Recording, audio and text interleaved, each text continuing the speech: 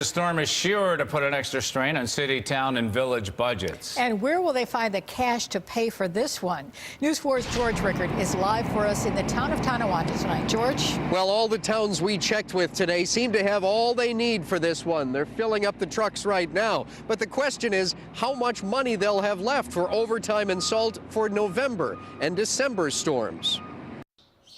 We are ready. We have plenty of salt this time around, and we're ready for it.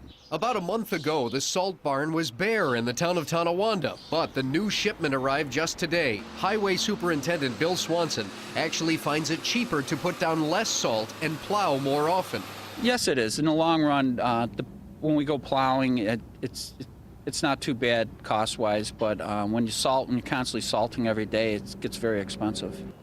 In Hamburg, they still have 800 tons of rock salt stored up, more than enough to get through 5 more storms. But it's the overtime that's really building up. So far this winter, Hamburg has spent over $200,000 on salt and $120,000 on driver overtime. Cheektowaga has spent over $250,000 on salt and another $250,000 on overtime.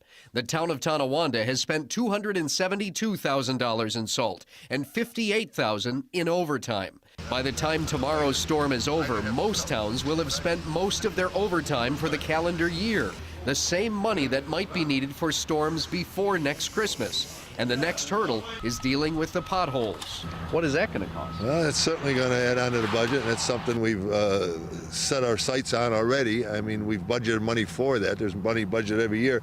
I'm hoping that we can stay within our parameters and use only what we expected to spend.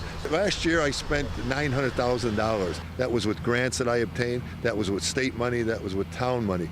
This year, I don't think I'm going to have that much.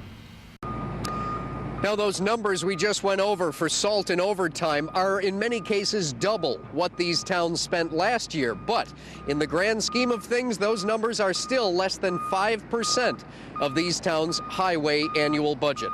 Live in the town of Tonawanda, George Rickard, News 4 at 5.